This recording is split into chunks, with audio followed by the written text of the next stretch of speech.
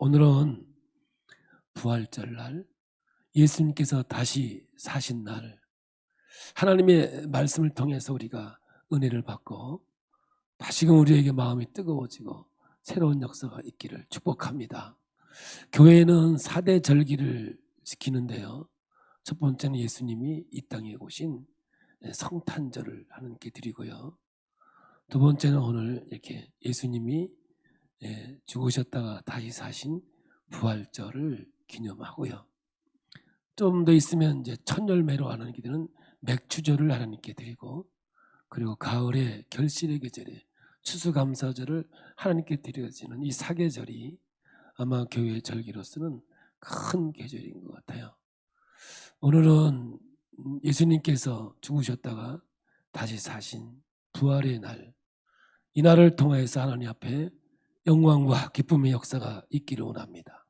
그래서 사도 바울은 이 고린도전서 15장이 부활장이라고 하는 건데, 이 15장 안에 부활이라는 이야기를 다 담아 놓았지만, 오늘 우리는 마지막에 부활이 없다면, 부활이 있다면이 아니라 오늘 부활이 없다면 어떤 일이 우리에게 있을까, 이야기를 이제 사도 바울이 말씀에 담아 놓았던 거죠. 그래서 앞에다가 만일이란 말을 넣었어요.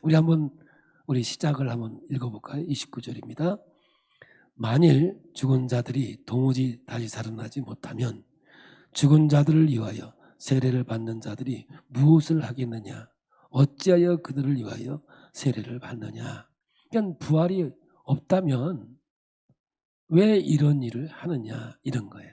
오늘 이 세례는 뭐냐면 죽은 자들을 위해서 받는 세례였던 거예요. 이 교회에, 고린도 교회에 잘못된 생각이 하나 있었습니다. 뭐냐면 예수를 믿었어요.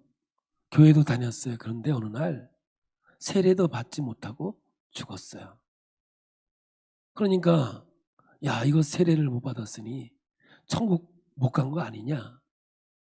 그러니까 죽은 자를 위해서 그의 후손이든 누구가 대신해서 세례를 받자. 그러면 그 영혼이 지옥으로 안 가고 천국으로 가지 않겠냐, 이런 차원에서 이 세례를 행했던 거예요.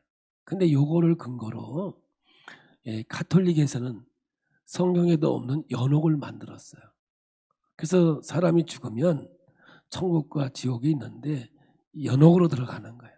예수 믿는 사람들은 천국으로 가고 뭔가 좀 있는 사람은 연옥으로 간다는 거죠. 그래서 그 후손들이 헌금을 드리던 신앙생활하고 기도를 해주면 그 정성에 의해서 이제 천국으로 가기도 하고, 잘못하면 개나 지옥으로도 빠지기도 한다, 이런 차원에서 얘기하기도 하고, 절에도 보면 극락왕생이라는 말이 있어요. 그래서 조상 부모들이 돌아가시면 그들이 그 영원한 사망이 아니라 극락왕생하도록 불공을 드리면 그 후손들의 정성을 통해서 이렇게 극락으로 간다, 이런. 그러면 보면 인간의 본심이 뭐냐, 사후세계를 인정하고 있다는 것을 말하고 있는 거예요. 오늘 사도 바울이 이 얘기를 하고 있는 거거든요. 예수님이 다시 살아났다고 하면 세례라는 거야 당연한 거지만, 이렇게 세례를, 죽은 자를 위해서라도 세례를 받으면서 부활을 소망하면서 왜 부활이 없다고 얘기하느냐, 이 얘기를 들고 얘기하는 거예요. 그러니까 이 말은 뭐냐면 역으로 부활은 분명히 있는 것이다. 부활이 있기 때문에 죽은 자를 위해서라도 세례를 받고 있지 않느냐, 이 말씀을 하고 있는 거예요. 사랑하는 성도 여러분, 사람이 살다가 죽으면 그만이다. 그러면 사도 바울은 뭐라고 그랬냐, 진짜 불쌍한 사람 중에 우리만큼 불쌍한 사람이 없다는 거예요. 여러분, 오늘 날씨 참 좋습니다. 우리 남자 목장 남성교회에서 다음 주에는 예배를 끝난 다음에 천수산 등산을 한대요. 제 생각에는 지난주에 했으면 창꽃이라도 볼 텐데 다음 주에 하면 내가 보니까 여기서 이렇게 보니까 벌써 우중충한 게 없어지는 것 같아. 그래도 단합을 위해서 가자. 중요한 것은 뭐냐? 내려와서 밥 먹자. 이게 더 중요한 것 같아. 그렇지만 함께 즐거운 시간을 갖자. 이런 거 아니겠습니까? 참, 이 날씨 좋은 날, 참 여러분 어떻게 보면 참 우리 안 됐어. 이 좋은 날, 참 밖에 나가서 산에 들어가면 삼겹살 띠 구워놓고 이렇게 콜라하고 사이다하고 뭐 알아서 생각하세요. 예. 먹으면 얼마나 재밌겠어. 그런데 이상하게 집에 올 땐 싸우더라고. 제가 현대아파트 살 때 아침에 뭐 바리바리 싸가지고 나가 뭐 해가 막 들어올 때는 아무 말도 안 하고 들어와. 싸웠나 봐. 사오지간 사도 바울을 말을 빌어보면 진짜 부활이 없다면 우리가 얼마나 불쌍한 존재냐고. 그런데 분명한 것은 예수님이 죽었다가 다시 살았지 않느냐는 거예요. 예수님이 살았다고 하는 것은 역사적인 사실이고 있었던 일인데 그 예수님이 천열마가 되어서 부활했으니 우리도 부활하여 영원한 영생의 축복을 누릴 거 아니냐는 거예요. 그러니까 우리가 불쌍한 자가 아니라 오히려 그들이 불쌍한 자들이요 우리는 행복하고 즐거운 인생들이 아니냐.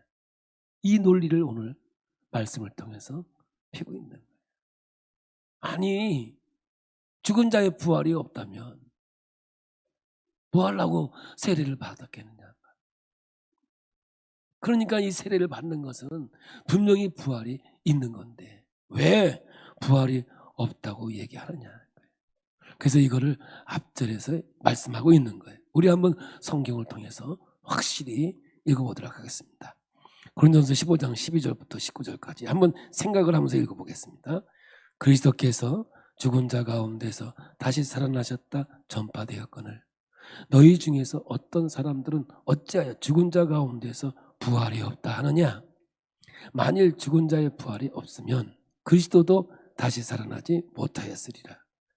그리스도께서 만일 다시 살아나지 못하셨으면 우리가 전파하는 것도 헛것이요 또 너희 믿음도 헛것이며 또 우리가 하나님의 거짓 증인으로 발견되리니 우리가 하나님이 그리스도를 다시 살리셨다고 증언하였습니다. 만일 죽은 자가 다시 살아나는 일이 없으면 하나님이 그리스도를 다시 살리지 아니하셨으리라. 만일 죽은 자가 다시 살아나는 일이 없으면 그리스도도 다시 살아나신 일이 없었을 터이요 그리스도께서 다시 살아난 일이 없으면 너희 믿음도 헛되고 너희가 여전히 죄 가운데 있을 것이요 또한 그리스도 안에서 잠자는 자도 망하였으리니 만일 그리스도 안에서 우리가 바라는 것이 다만 이 세상의 삶뿐이면 모든 사람 가운데 우리가 더욱 불쌍한 자이리라. 할렐루야. 근데 부활이 있기에 우리는 기쁘고 즐겁고 행복한 하나님의 자녀인 줄로 믿습니다. 그리스도의 부활은 확실한 거예요. 그의 부활의 이 확실함을 통해서 사도 바울은 우리에게 이 말씀을 주고 있는 거예요. 그러므로 이 부활이 없다면 정말 무의미한 게 뭐냐? 세례라고 하는 거예요. 뭐 하려고 세례를 받았냐? 아무 의미가 없는 거라고 말하고 있는 거죠. 이 고린도 교회에 이 메시지를 주면서 부활의 확신을 가지라고 말씀하고 있는 거예요. 그러면 세례는 뭐냐는 거예요. 세례는 물에 빠졌다가 다시 나오는 것 아니겠습니까? 그러니까 죽었다가 다시 사는 의미가 바로 세례라고 하는 거예요. 이 의식을 행하면서 믿지도 않으면서 받아들이지 않으면서 뭐 하려고 세례를 받느냐 하는 거죠. 그래서 분명하게 예수님께서는 로마서 6장 3절에서 5절에 세례라고 하는 이야기를 분명히 이렇게 말씀하고 있습니다. 함께 읽어봅니다. 무릇 그리스도 예수와 합하여 세례를 받은 우리는 그의 죽으심과 합하여 세례를 받은 줄을 알지 못하느냐. 그러므로 우리가 그의 죽으심과 합하여 세례를 받음으로 그와 함께 장사되었나니 이는 아버지의 영광으로 말미암아 그리스도를 죽은 자 가운데서 살리심과 같이 우리도 또한 새 생명 가운데서 행하게 하려 함이라. 만일 우리가 그의 죽으심과 같은 모양으로 연합한 자가 되었으면 또한 그의 부활한 모양으로 연합한 자도 되리라. 그래서 예수와 함께 죽었다가 예수와 함께 살았다. 이것이 바로 뭐냐면 세례라고 하는 것을 말씀하고 있는 거죠. 그러니까 오늘 여러분, 우리는 세례를 통해서 예수의 부활을 믿는 것이고 이 믿음의 고백 위에서 세례 의식을 행하게 되는 것이죠. 만약에 이러한 죽었다가 살아나는 일이 없다면 사도 바울은 우리의 고생과 우리의 수고가 정말 헛된 것이라고 고린도전서 15장 30절부터 32절에 이렇게 기록하고 있습니다. 함께 봅니다. 또 어찌하여 우리가 언제나 위험을 무릅쓰리요. 형제들아, 내가 그리스도 예수 우리 주 안에서 가진 바 너희에 대한 나의 자랑을 두고 단언하노니 나는 날마다 죽노라. 내가 사람의 방법으로 에베소에서 맹수와 더불어 싸웠다면 내게 무슨 유익이 있으리요. 죽은 자가 다시 살아나지 못한다면 내일 죽을 터이니 먹고 마시자 하리라. 그러니까 부활이 없다면 이런 수고와 애씀이 무슨 유익이 있겠느냐. 그냥 뭐 먹고 살다 죽자 이러지 않겠느냐 그런 거예요. 그런데 우리에게는 소망이 있기에 부활이 있기에 아무렇게나 사는 존재가 아니라 하루를 살아도 하나님과 동행하면서 정말 멋지고 아름다운 삶을 살아내야 할 이유가 분명히 있는 거죠. 이러한 부활의 소망을 가지고 사도 바울은 삶의 스타일을 정하고 그렇게 인생을 살아가게 된 것이죠. 그래서 사도 바울도 자신이 수고하고 고생한 모든 것들이 부활이 없다면 전혀 무의미한 것이라고 말하고 있는 거예요. 바울이 당한 수고하고 고생한 것들이 부활의 놀라운 은혜 안에 있기 때문에 고난도 환난도 죽음도 하나님의 은혜 안에서 참아낼 수 있고 이루어갈 수 있는 삶이 된 거예요. 그의 인생 속에 편하게 쉬어본 적이 없지만 그 순간순간들이 그에게는 너무나 아름다웠고 복되었다고 말하고 있는 겁니다. 그래서 하나님의 분명한 뜻을 깨달은 사도 바울이었기에 아무리 힘들고 위험해도 달려온 동기부여가 부활로 인해서 생긴 것이니까 순종할까 말까 이러한 주저하는 삶이 아니라 주의 말씀이 내게 임하면 아멘하고 그 길을 걸어왔다는 것이죠. 그렇게 바울은 세상의 길에선 죽었고 세상 방식에 대해서 죽었다고 얘기하면서 자기 욕심을 십자가에서 함께 죽었고 오직 자기의 삶은 날마다 죽는 모습을 통하여 그리스도의 의를 이 땅에서 이루어내고 있다는 거예요. 제가 가장 힘들고 어려웠을 때 정말 인생의 막장에서 제가 가장 많이 읽었던 성경 구절이 생각나서 우리 함께 한번 읽어보도록 하겠습니다. 전도서 7장 1절에서 4절입니다.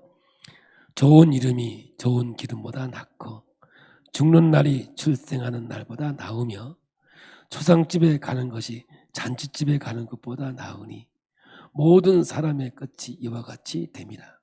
산 자는 이것을 그의 마음에 둘지어다. 슬픔이 웃음보다 나음은 얼굴에 근심하는 것이 마음에 유익하기 때문이니라. 지혜자의 마음은 초상집에 있으되 우매한 자의 마음은 혼인집에 있느니라.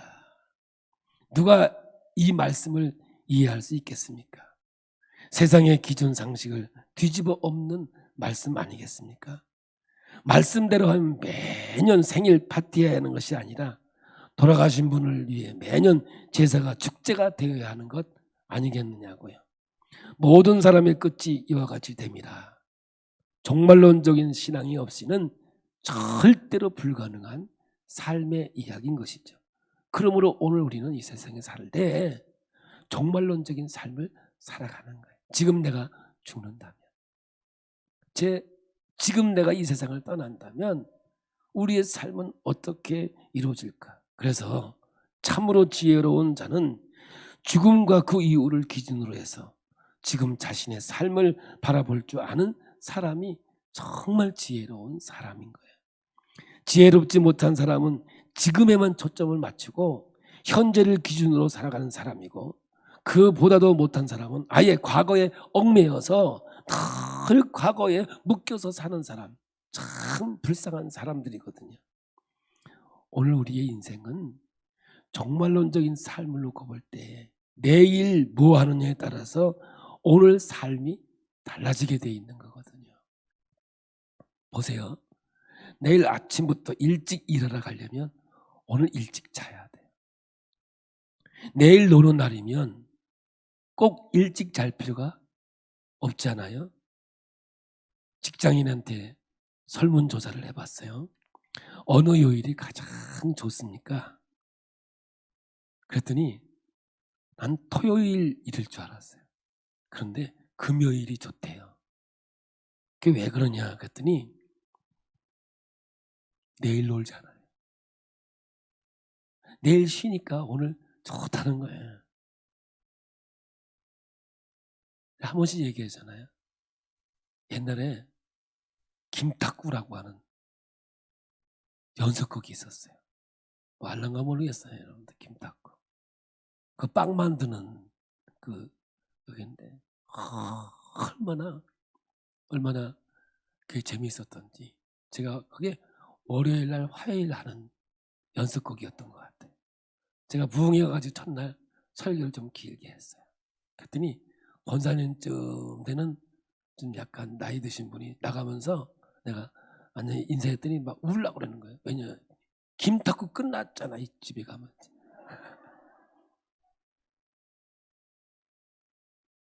지금 가면 김탁구 끝났다는 거예요. 아니, 재방송 보면 되지. 그래서 나 그때 나는요 생전 그걸 몰랐어. 왜냐, 월화 하니까 내가 볼 수가 없지요. 그래서 진짜 연습곡 때문에 또 오늘 인생을 저렇게 사는데, 할렐루야. 우리에게 부활이 있는데 오늘을 정말 멋지게 살아야 되는 거 아니겠습니까? 이때 제가 꼭 하는 얘기가 있어요. 제가 초등학교 다닐 때 학교 선생님이 그래요. 내일 소풍 간다 그래요. 신납니다. 집이 옵니다. 엄마, 나 내일 소풍 가. 그러면 소풍 가 하면 우리는 매주마다 먹는 김밥이지만 드디어 다음 주는 고기 상추를 하려고 합니다.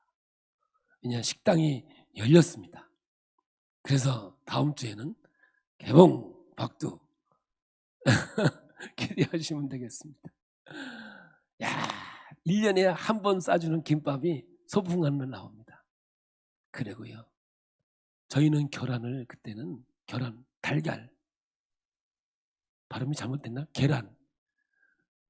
우리는 물물교환이었어요. 그게. 엄마 공채 가면 계란을 주면 그거 싹 들고 와가지고 문방구에 갖다 좀 공책을 줬다고. 그러니 언제 그걸 먹습니까? 그런데 소풍하는 날은 2알을 삶아서 주십니다. 그거 얼마? 그리고 용돈 2원. 2원이 뭐야, 2원이. 그래도 그때는 눈가사탕 큰 거 먹을 수 있어요. 얼마나 생전 받아보지 못하는 용돈을 소풍아 내일 소풍한다고 막 신나가 좋아 있는 거예요. 그런데 오늘 꼭 내일 소풍 가면 일을 저질러. 왜냐, 기분이 좋아가지고 오버하다 보니까 꼭 사건을 저질러. 그러면 엄마한테 얻어 터지지요. 근데 보통 때와는 달라. 소풍 내일 가는 날은 오늘 맞아도 안 아파. 왜냐, 내일 소풍 가는 그 즐거움이 이 아픔보다 더 좋아. 근데 내가 더 좋은 걸 경험했어. 군대에 있을 때 연애 편지를 받으면, 연애 편지, 러브레터, 그거를 주머니에 딱 받아요. 이제 저녁에 받고 밥을 먹으러 갑니다. 밥을 먹자마자 집합해요. 집합하면 뭐 얻어 터져요. 근데 이상하게 여기에 이게 있으면 안 아파. 왜냐? 빨리 끝나고 이거 봐야 되잖아. 별 내용도 없어. 뭐 오빠, 뭐 국방의 의미를 잘 아시는 오빠, 오빠, 이거밖에 없어. 그래도 그거 보는 즐거움이 얼마나 기분. 아니 아직 못 봤지만 볼 거라고 생각하니 즐거움이 있는 거예요. 그런데 여러분, 천국의 소망이 우리에게 있는데, 이럴 때 아멘이 팍 쏟아져 나와야 되는데, 할렐루야. 천국의 소망이 우리에게 있는데 오늘 우리는 소망 가운데 살아가기에 기쁠 수밖에 없고 감사할 수밖에 없고 행복할 수밖에 없는 거 아니겠어요? 내일의 기대가 오늘 우리는 지배하며 산다고요. 오늘의 기분은요, 내일에 달려 있다니까요. 오늘의 삶은 내일의 미래가 더 큰 기준이 되는 거예요. 공부 열심히 합니다. 뭐 쓸데없이 열심히 합니까? 내일의 소망이 있기 때문에 그래요. 그래서 꿈이 있는 사람은 방자하지 않아요. 꿈이 있는 사람들은요, 오늘의 삶을 허털게 살지 않는다. 꿈이 있는 사람은 오늘을 정말 열심히 멋지게 살아간다니까요. 근데 부활의 기쁨이 있는 사람은요, 오늘 시련과 어려움과 어떤 환난도 이기는 능력이 여러분 오늘이 아니에요. 내일의 소망이 오늘을 이기는 능력으로 우리를 인도해 주는 줄 믿습니다. 바울은 이 소망이 있었어요. 이 부활의 능력이 그에게 있었다고요. 부활의 능력이 그의 인생을 지배해 줬기 때문에 시련과 어려움과 고통을 아파하고 괴로워하지 않았어요. 오히려 그 소망 때문에 이것이 그에게는 능력이 되었고 그에게는 힘이 되어졌어요. 결국 단두대에서 그의 목이 잘려 순교를 했지만 그거조차도 하나님 앞에 죽는 것도 유익이라고 감사했던 것은 내일의 소망이 있었기 때문에 그랬던 거예요. 저와 오늘 여러분들은 예수를 믿고 천국의 소망 가운데 살아가는 믿음의 자녀가 된 줄 믿습니다.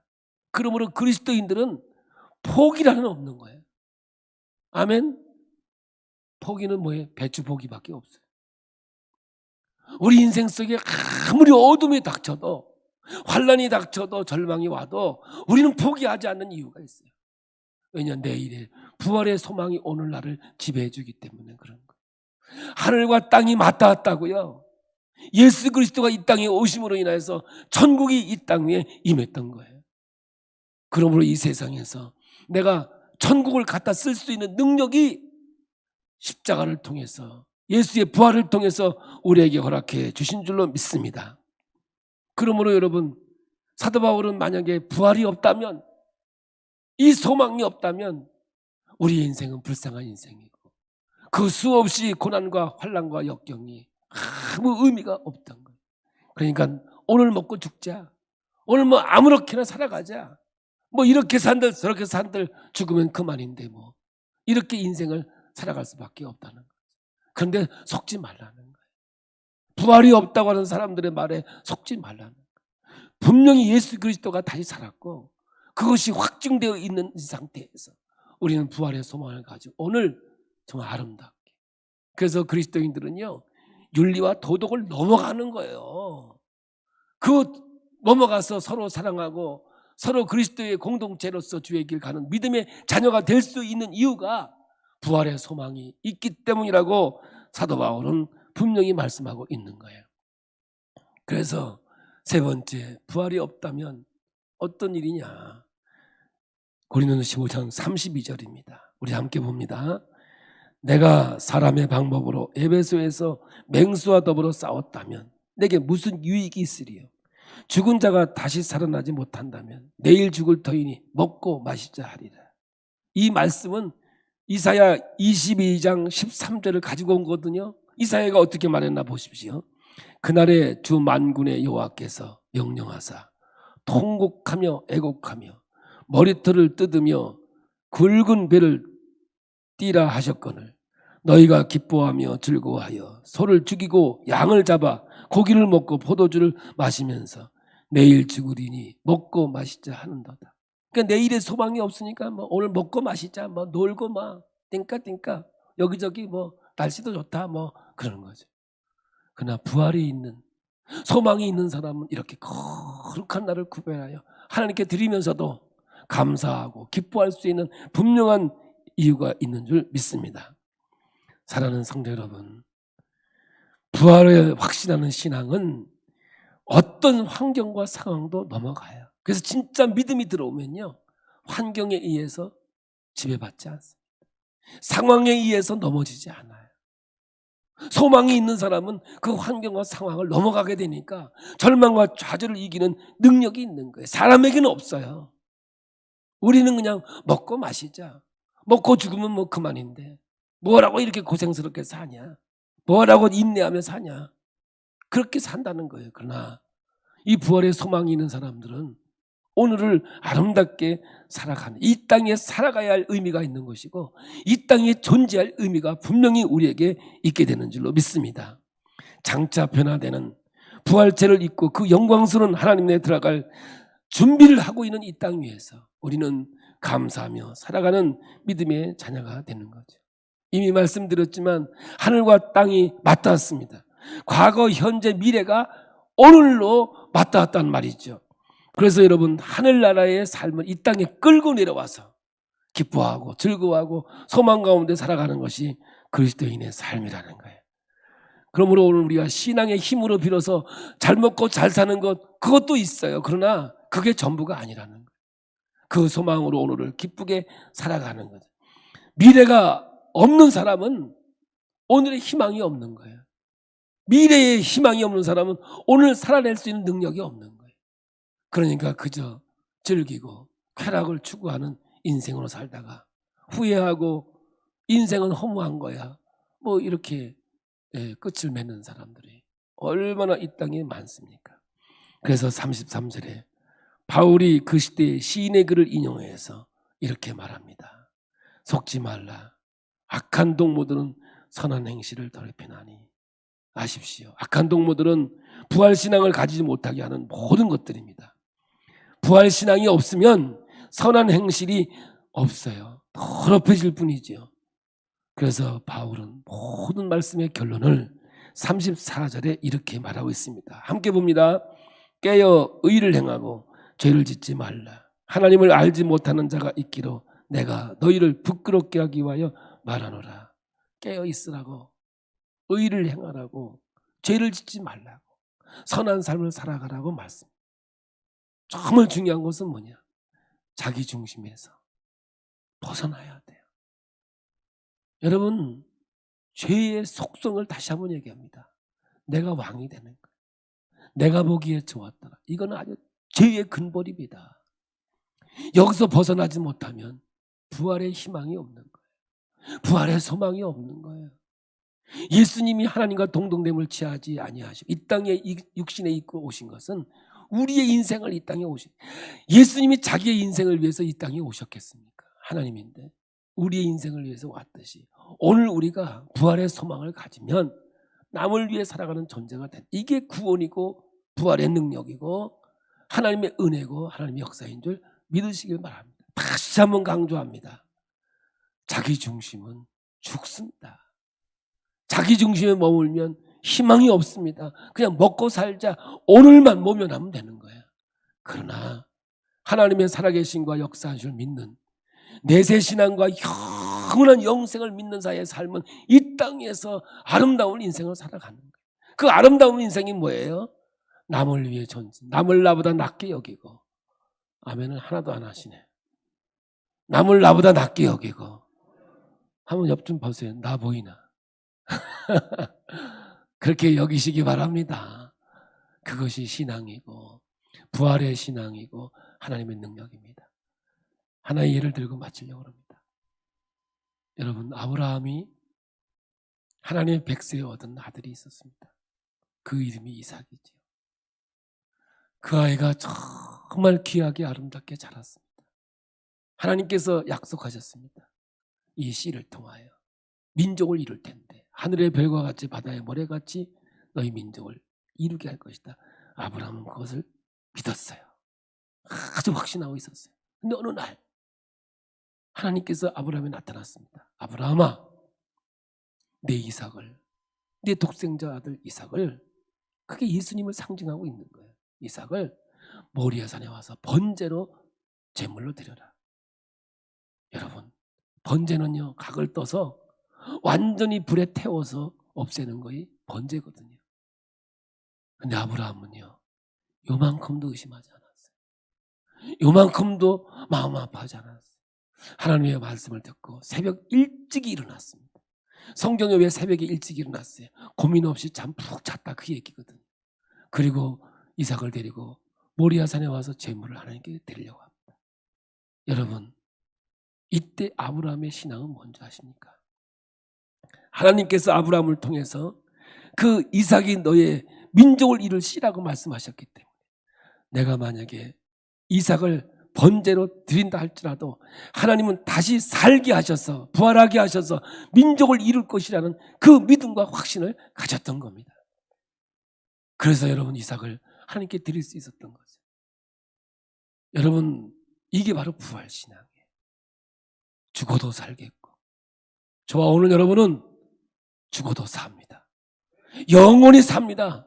그 부활의 기쁨을 오늘 내가 살아내는 것이 진정한 그리스도인의 삶이요, 소망 가운데 기쁨 가운데 살아낼 수 있는 능력이 된다는 사실을 잊지 마시고, 윤리와 도덕을 넘어서서 남을 나보다 낫게 여기며 서로 사랑해가며 용서해가며 살아가는 진짜 믿음의 자녀가 되어 영원한 천국을 누리는 부활의 기쁨이 우리 모두를 지배하는 아름다운 역사가 있기를 예수의 이름으로 축복합니다.